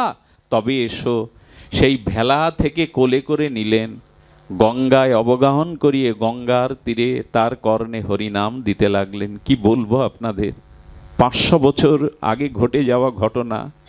এ কোনো কাল্পনিক নয়, এ কোনো গল্পগাথা নয়। সেই সঞ্জীবনী সুধা হরিনাম দিতে দিতে দিতে দিতে 13 বছর কিশোরটি আর জীবন ফিরে পেয়ে উঠে দাঁড়িয়ে প্রণাম করছে বাবাজি মহারাজকে। কে তুমি? বলেন, আমি গত জন্মের কথা জানি না, তবে এই জন্মে যেটুকু জানি, আপনিই আমার জীবনদাতা, আপনিই আমার সব। কথাটা ছড়িয়ে পড়ল, কথাটা চারিদিকে ছড়িয়ে পড়ল। তার পিতামাতা এলো, খোকা ঘরে ফিরে চল। পিতামাতার দিকে তাকিয়ে বলছেন, কে তোমরা? আমি তো তোমাদের চিনি না। কি বলছিস খোকা? গতকালই তো তোর উপনয়ন হলো, তোর উপবিত হলো, সর্প কেটেছিল, তোকে ভাসিয়ে দিয়েছিলাম। বাবা মার কথা মনে নেই? কালকের কথা মনে নেই? সারঙ্গ ঠাকুরের দিকে হাত জোড় করে তখন বলছেন, ওদের বলে দিন, যদি কোনো জন্মে ওরা বাবা মা থেকে থাকে, তবে এ জন্মে না, অন্য কোনো জন্মেই ওরা আমার বাবা মা ছিল। কে তোমার বাবা মা খোকা? বললো, হরিনামই আমার মা, হরিনামই আমার জন্মদাতা, হরিনামই আমার পিতা। আমি হরিনামের দ্বারাই জীবন পেয়েছি, ওদের বলে দিন, নামই আমার পিতৃ আশ্রয়। এই ছেলেটা জীবনে অনেক বড় হয়েছিল, নামের দ্বারা তিনি জীবনে অনেক অনেক দূর এগিয়েছিলেন। এই দক্ষিণেশ্বরের ঘটনা, দক্ষিণেশ্বরের ওই এলাকায় আজও পরমপুরুষ রামকৃষ্ণ তাদের কাছে তাদের একান্ত ভগবান। সব সুখ দুঃখ তারা ঠাকুরকে জানাতো। এক বিধবার ছেলে সর্প কেটে মারা গেছে, শিশু ছেলে, বিধবার এ জগতে আর কেউ নেই, একমাত্র আশ্রয় অবলম্বন। বিধবা তার সন্তানকে রামকৃষ্ণদেবের চরণে এসে বলছে, ঠাকুর বাঁচিয়ে দাও, এইটুকু অবলম্বন ছাড়া এই জগতে আমার কেহ নেই, আমি বিধবা, আমি জনম দুঃখিনী, এই সন্তানই আমার একমাত্র অবলম্বন, বাঁচিয়ে দাও। ঠাকুর শিশুসুলভ ভঙ্গিমায় কথা বলতেন জানেন, সেই মর্মস্পর্শী বড় কথা। আমি কি করব রে, ভবমায়ার চক্রে সবাই তো মৃত্যুকে সাথে নিয়ে, আমি কি করব? বলে, ঠাকুর তুমি সমর্থ মহাপুরুষ, তুমি পারো প্রাণ দিতে। ঠাকুর বলতে, রাখ তো এখানে রাখ। ঠাকুর চোখ বন্ধ করে কাকে যেন স্মরণ করছেন, কাকে জানেন? তখন বৃন্দাবনে ওনার বাল্যবন্ধু সেই নাম সিদ্ধ এক বাবাজিকে স্মরণ করলেন। তিনি ছোটবেলা থেকে নামনিষ্ঠ মহাপুরুষ, সেই নামনিষ্ঠ মহাপুরুষকে ঠাকুর স্মরণ করলেন। আমাদের মতো ইন্টারনেট মোবাইল লাগে না, ওদের নেট কিছু আলাদা। যেই ধ্যানের দ্বারা স্মরণ করলেন, আর উনি কি করলেন জানেন? আকাশ মার্গে আর সঙ্গে সঙ্গে উড়ে এসে বলছে, ঠাকুর আমাকে স্মরণ করেছো? বলে, দেখো না, বিধবার একমাত্র আশ্রয়, ছেলেটাকে বাঁচিয়ে দাও হরিনামে। ক্ষিতীশচন্দ্র তার জীবনে পড়েছি, তিনি বললেন, ঠাকুর এটা তো আপনি পারেন। বলে, আমি পারি বটে, তবে এ কাজটা তোমার, তুমি সর্বদা নাম নিয়ে আছো, তুমি ওকে দেখো তো, নাম তো সঞ্জীবনী সুধা, নামে মৃত জীবন পায়, বলো একটু নাম বলো। ঘিরে ঘিরে নাম করতে লাগলেন। ভগবানের নাম, দিব্য নাম উচ্চারণ করতে করতে কয়েকবারের মধ্যে সেই নামনিষ্ঠ মহাপুরুষের দিব্য নাম সঞ্জীবনী সুধায় সেই বিধবার ছেলে মা মা বলে আবার কেঁদে উঠল, আবার ফিরে পেল।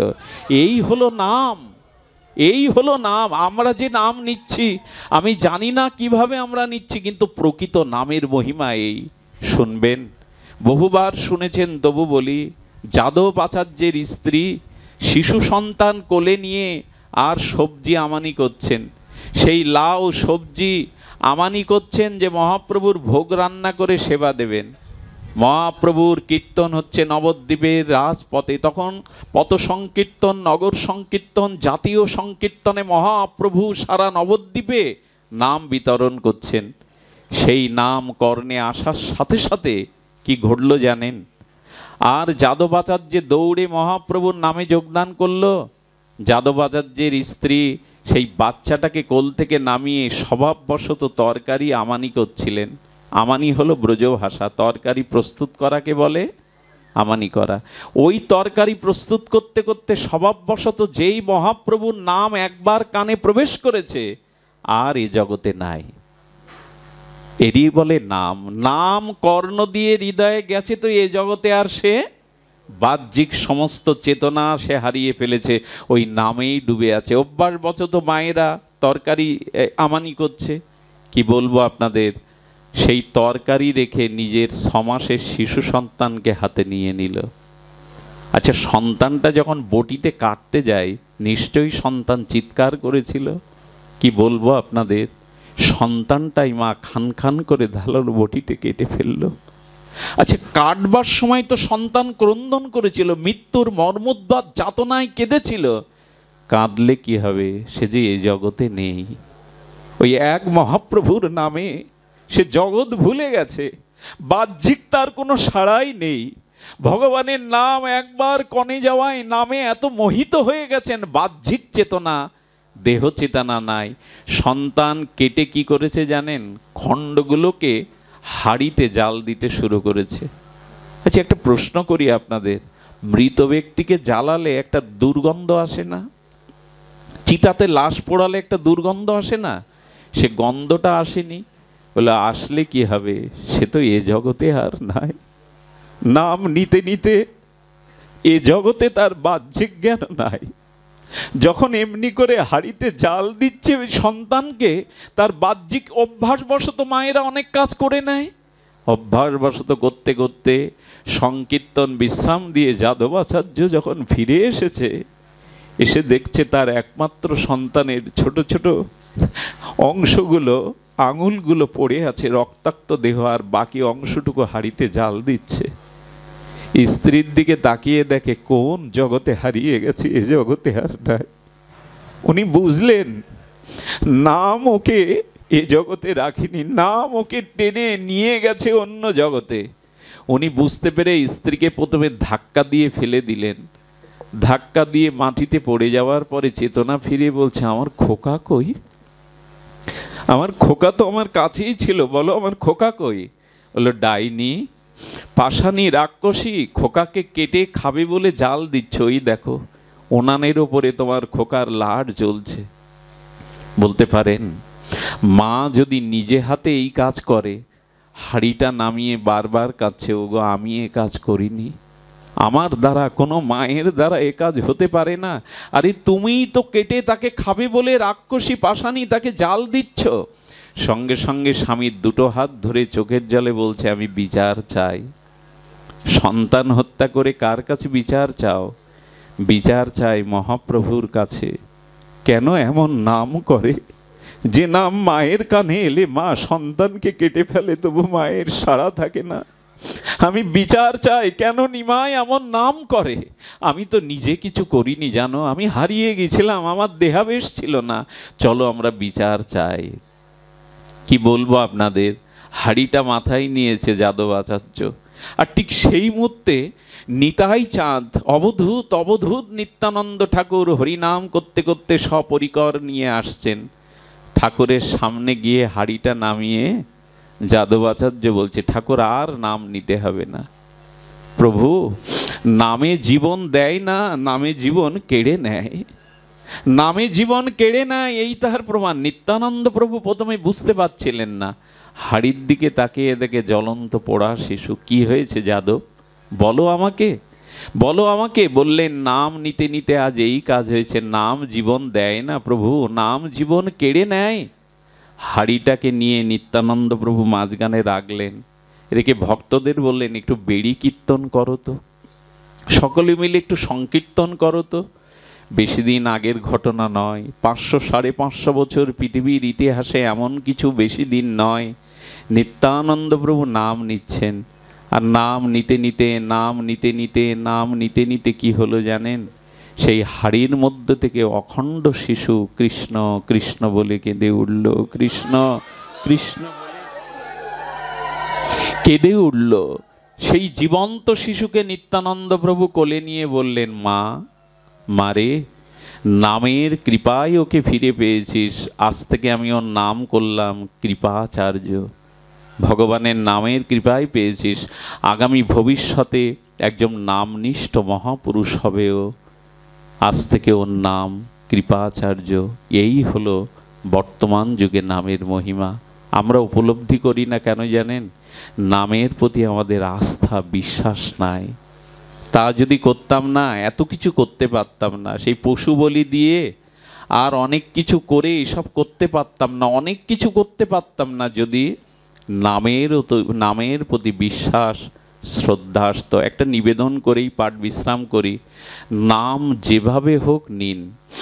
একটা জিনিস বলি, যাদের জব করতে ঘুম পায়, যারা জব করতে অলসতা আছে, তারা একটা খাতা কিনবেন তো, একটা অনুরোধ করি, আর কলম দিয়ে সেই খাতা ভর্তি 1 পৃষ্ঠা করে নাম লিখুন।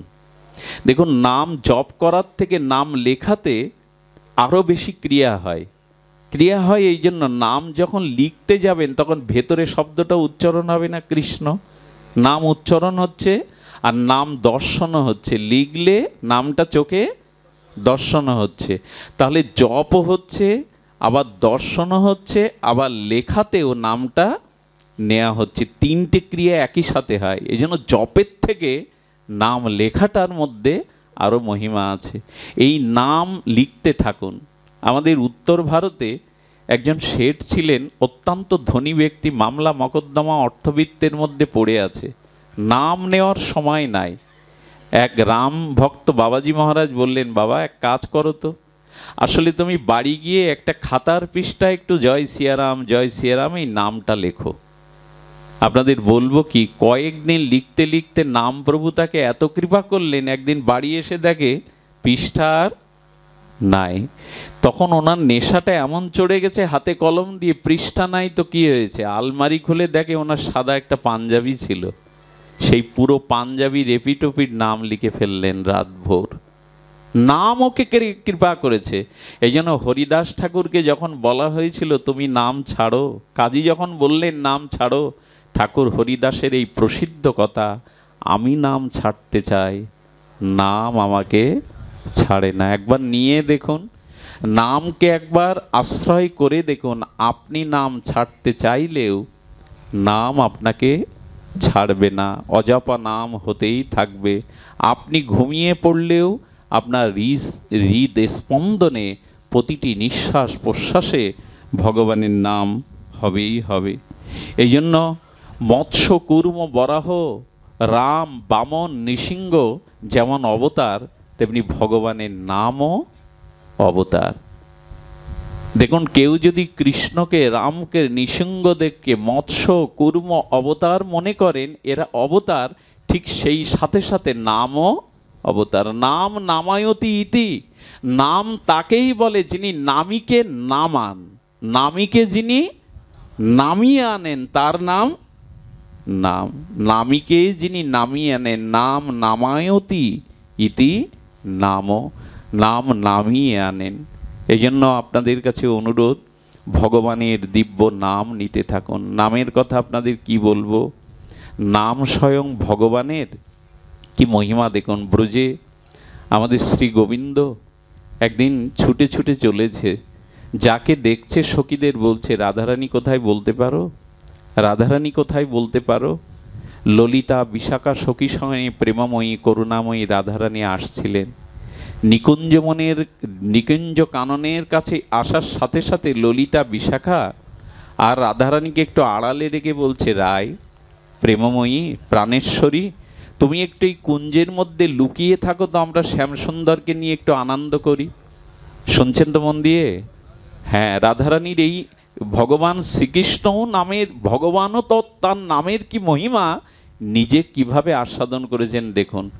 ললিতাকে দেখেই কৃষ্ণ বলছেন, ঘনশ্যাম বলছেন, আমাদের শ্যামসুন্দর মদনমোহন বলছে, ললিতা প্রিয়াজি আসেনি। ললিতা তখন একটু বুদ্ধি করে বলছেন, জটিলা কুটিলা প্রিয়াজিকে আজ আসতে দেয়নি। শোনো শ্যাম, আজকে জটিলা কুটিলার বাধায় আমাদের প্রিয়াজি বনে আসতে হবে। কৃষ্ণ তখন বলছেন, তুমি মিথ্যা বলছো, কারণ তোমাদের গায়ে আমি প্রিয়াজির অঙ্গগন্ধ পাচ্ছি। তার মানে রাধারানীর দিব্য গন্ধ তার সখীদের বসনে, আর সেই দিব্য গন্ধ পেয়ে গোবিন্দ বলছেন, প্রিয়াজি এসেছে, না হলে তার দিব্য গন্ধ তোমাদের শরীর থেকে অঙ্গ থেকে কেন বাহির হচ্ছে। তখন বললেন, দেখো আমরা রাধারানীর সাথে সর্বদা থাকি, তার বসন আমাদের গায়ে লেগে যায়, তার বসনের প্রসাদী গন্ধে হয়তো আমাদের গায়েও তার গন্ধ আছে, আসলে সে আসেনি। শ্যাম তখন বিরস বদনে হাত জোর করে বলছে, বলতে পারো রাধারানীকে কিভাবে পাওয়া যায়, প্রেমময়ীকে কিভাবে পাওয়া যায়? স্বয়ং গোবিন্দও ব্যাকুল হয়েছে, রাধারানীকে কীভাবে পাওয়া যায়? ললিতা বললেন, রাধারানীকে পাওয়ার একটাই উপায়, তার নাম জপ করো, তার নাম সংকীর্তন করো। স্বয়ং ভগবানকেও আজ রাধারানীকে, প্রেমময়ীকে, রাসেশ্বরীকে পাওয়ার জন্য ভগবান আজ জপ করতে বসেছেন। যতবার জপ করেন মনে মনে বলছে, কই এলো না তো, কই এলো না তো। কিছুক্ষণ পর চোখ খুলে বলছে, ললিতা, বিশাখা, কই রায়ের নাম তো প্রাণ ভরে নিচ্ছি, রায় তো দেখা দিল না, রায় তো এলো না। গোবিন্দ নিজে আর কুঞ্জ মন্দিরের দুয়ারে নিজে রাধা রাধা রাধা রাধা বলে জপ করছেন। ললিতা বলছে, দেখো নামে অপরাধ থাকলে নামে আসতে বিলম্ব করে। গোবিন্দকে বলছেন, তোমার নিশ্চয়ই কোনো অপরাধ আছে, তবে এক কাজ করো, তুমি একা কীর্তন না করে আমাদের সাথে নাও তো, আমাদের সাথে নিয়ে এসো, একসাথে সংকীর্তন করি। যেই একসাথে সংকীর্তন করলেন, সঙ্গে সঙ্গে রাধারানী আর দূরে থাকতে পারলেন না। সখীগণ রাধারানীকে নিয়েই আর গোবিন্দের সম্মুখে উপস্থিত হলেন। গোবিন্দ জগৎকে দেখালেন, ললিতা বিশাখাও দেখালেন, প্রেম পেতে গেলে, প্রেমময়ী পেতে গেলে একমাত্র নাম আশ্রয় করো। নামের দ্বারাই রাধারানীকে স্বয়ং গোবিন্দও পেলেন। নাম আশ্রয় করো, নাম আশ্রয়ে রাধারানীও তাকে আর করুণা করলেন। নামের দ্বারা ভগবানকে কি করা যায়? ভগবান ভক্তের কাছে, নামের কাছে বিক্রি হয়ে যায়। আর কি বলা যায়? এরপরে আর কোনো কথা থাকে না যে নাম স্বয়ং নামই নামের কাছে নিজেকে বিক্রি করে দেন। সেই সত্যভামা রুক্মিণী দাড়িপাল্লার এক পাশে কৃষ্ণকে বসিয়েছে, আর এক পাশে নারদের কথায় কি করেছে? নারদের কথায় সোনাদানা দিয়েছে। যখন সোনাদানা এক পাশে দিয়েছে, কৃষ্ণের দাড়ি আর উঠছে না। তো তখন নারদ বলছে, দেখো সোনাদানা দিয়ে কৃষ্ণকে কিনতে চেয়েছো, পারলে না তো। রুক্মিণী সত্যভামা যখন কাঁদছেন, তখন নারদ বলছেন, সোনা সরিয়ে দাও, ঐশ্বর্য সরিয়ে দাও। ঐশ্বর্য সোনা সরিয়ে দিয়ে চোখের জলে তুলসী পাতায় কৃষ্ণ নাম লিখে এপাশে দাও। যেই কৃষ্ণ নাম তুলসী পাতায় লিখে দেয়া হলো, কৃষ্ণের দাড়ি উপরে উঠে গেল। কৃষ্ণ বিক্রি হয়ে গেলেন একমাত্র নামের কাছে। ভগবান দেখালেন, আজও নামের কাছে আমি নিজেকে বিক্রি করে দেই। নাম যেখানে, নামই সেখানে। ভগবান বরঞ্চ এই বলেছিলেন, আমার নাম আমার প্রভু, আর আমি নামের দাস। যেখানে নাম হয় আমি তার পিছু পিছু চলে যাই। আগে চলে তো প্রভু, পিছে চলে দাস। আজও যেখানে নাম হয় সেই নামের পিছু পিছু গোবিন্দই চলেন।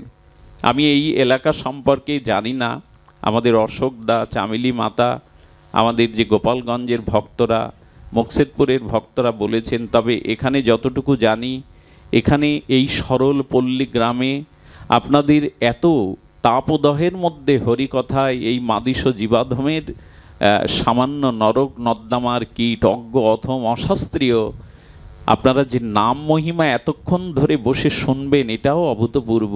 এটা আপনাদের নামের প্রতি, এটা আপনাদের হরিকথার প্রতি তীব্র লালসা, সহজাত স্বীকৃতি না হলে এটা হয় না। তবে এইটুকু বলবো, মৃত্যুর পরে যতই হরিবোল বলি, যতই বলহরি বলি, যতই রাম নাম সত্য বলি, সেদিন আর বলা হয়ে উঠবে না। তাই যদি পান সময়, নাম এখনই, এই মুহূর্ত থেকেই নাম নিতে শুরু করুন। আমার মনে পড়ে একবার আমাদের হরিচাঁদ ঠাকুরের একটা লীলা আমার স্মরণে এলো, কেন জানি না। ওনার এক ভক্ত ঢাকায় কবিগান করতে গিয়েছিলেন। কবিগান করে আসার পথে দেখে একটা ময়না পাখি না ওখানে হরিবোল হরিবোল বলছে। বললেন, প্রভুর জন্য যদি ময়নাটা নিয়ে যায়, প্রভু যদি ওড়াখান দিতে বসে এই নাম শোনেন, তার বড় শ্রুতিমধুর হবে। পাখিটাকে নিয়ে এলেন, আর এসে গ্রামে খাঁচা নেই, তাই পাখিটাকে এনে তার বোনকে বলছে, ছোট বোনটাকে, বোন রে, পাখিটাকে একটা পাত্রের মধ্যে রেখে দে তো। সেই অবুঝ বোনটা কি করেছে জানেন? হাড়ির মধ্যে রেখে ওপরে সরা দিয়ে বসেছে। সরা দিয়ে বসলে পাখি বাজবে তো। সকালে উঠে ভাই বোন মিলে যখন সেই পাখিটাকে ওড়াখান দিতে নিয়ে আসবে ঠাকুরের কাছে, তখন সেই পাখিটি ওখানে মরেই পড়ে আছে। আর বুকে জড়িয়ে ধরে ভাইয়ের কি কান্না। বোন আর ভাই মিলে কাঁদছে আর বলছে চল না ঠাকুরের কাছে নিয়ে যায়, তার জন্যই তো এনেছিলাম। ঠাকুর ওরাখান্ডিতে আছেন, যখন পাখিটা সামনে বৃত্তান্ত বললেন, ঠাকুর বললেন ওকে সামনে রাখতো। ঠাকুর ওর দিকে তাকিয়ে হরিবোল নাম নিতে থাকলেন, বারবার নাম ধ্বনি করতে করতে কি বলবো, মরা ময়না বেঁচে উঠে হরিবোল হরিবোল বলতে লাগলো। কে বলে নামে জীবন দেয় না। নাম আজও ক্রিয়াশীল হয়, নাম আজও ক্রিয়াশীল হয়। যেখানে যেখানে ভগবানের দিব্য নাম, সেখানে সমস্ত তীর্থ, সমস্ত মঙ্গল এসে উপস্থিত হয়। তাই করজোরে এই বিশ্রাম বেলা একান্ত অনুরোধ করব, এই নামের মধ্যেই সাধ্য সাধন তত্ত্ব যা কিছু মহাপ্রভু দিয়ে গেছেন চৈতন্য চরিতামৃতের ভাষায়, হরে কৃষ্ণ কৃষ্ণ কৃষ্ণ হরে হরে, হরে রাম রাম রাম হরে হরে। প্রভু কহিলাম এই মহামন্ত্র, ইহা গিয়া জপসভা করিয়া নির্বান্দ, ইহা হইতে সর্বসিদ্ধি হইবে সবার, সর্বক্ষণ বলইতে বিধি নাহি আর। আর কি বলেছেন, ভজনের মধ্যে শ্রেষ্ঠ নববিধা ভক্তি, কৃষ্ণ প্রেম কৃষ্ণ দিতে ধরে মহাশক্তি, তার মধ্যে সর্বশ্রেষ্ঠ নাম সংকীর্তন, নির অপরাধে লইলে নাম পাবে কৃষ্ণ প্রেমধন। শুনো মিশ্র কলিযুগে নাহি তব যোগ্য, যে জনা কৃষ্ণ ভজে তার মহাভাগ্য। অতএব গৃহে তুমি কৃষ্ণ ভজ গিয়া, খুঁটিনাটি পরিহরি একান্ত হইয়া, সাধ্য সাধন তত্ত্ব যা কিছু সম্বল, হরিনাম সংকীর্তনে মিশাল সকল। এই কলিহত জীবের জন্য হরের নাম হরে নামইব কে বালাম, কলৌ নাস্তেব্য গতির অন্যথা। নাম বিনা আর আমাদের কোনো গতি নাই।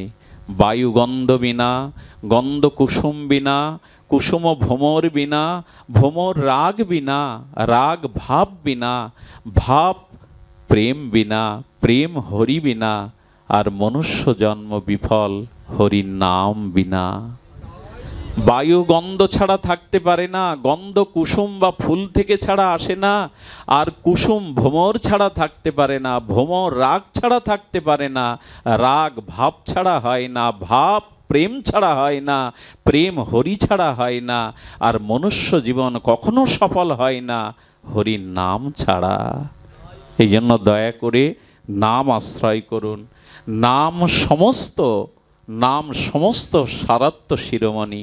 এই পল্লী গ্রামে 6 আনিতে আমি আপনাদের মাঝে উপস্থিত হতে পেরে এইটুকু আমার চিত্তে, আমার হৃদয়ে এইটুকু আনন্দ নিয়েই যাচ্ছি। আপনারা হরিকথা প্রেমিক, কত দূর থেকে, কত দূরাগত থেকে এমনি এক পল্লী গ্রামে এসে হরিকথার জন্য আপনারা চাতক সম ব্যাকুল হয়েছেন। আপনাদের মঙ্গল হোক, হরিনামে রুচি হোক, আপনাদের জীবন নামময় হয়ে উঠুক, আপনাদের হরিনামের প্রেম সিক্ত হোক, এই প্রার্থনা করে এই অর্বাচীনের কথায় যদি কেউ ব্যথা পেয়ে থাকেন, হৃদয়ে কষ্ট পেয়ে থাকেন, গললগ্নি কৃতপাশে আমি ক্ষমা প্রার্থনা করছি। আমি আপনাদের কী বা বলবো, আমাদের মোকসেদপুর থেকে, আমাদের ভাঙা থেকে, মোস্তফাপুর থেকে, কত দূর থেকে ভক্তবৃন্দ এসেছেন। আর একজন এসেছেন যার নাম না বললে অকৃতজ্ঞ হব, তিনি একজন জজ বাবু। তিনি আমাদের ঢাকা থেকেই, তিনি বিশেষ ট্রাইব্যুনালের জজ। তিনি এখানে মাটিতে আপনাদের মধ্যে বসেই পাঠ শুনছেন, পরিচয়টা দিতে নিষেধ করেন। ধন্য আমি, তার মতো মহৎ হৃদয়, হরিকথা কত প্লাবিত। এসেছেন আমাদের প্রফেসর দাদা, এসেছেন অগণিত নরনারী, মাতৃগণ, বাবাজিগণ, আপনাদের কল্যাণ চিন্তা করে, আপনাদের মঙ্গল ভাবনা করে আজকের মতো হরিকথার এখানেই বিশ্রাম। সকল ভক্তদের জন্য সেবকবৃন্দ একটু প্রসাদের আয়োজন করেছেন, প্রসাদ নিয়ে গৃহে যাবেন। জয় হোক আজকের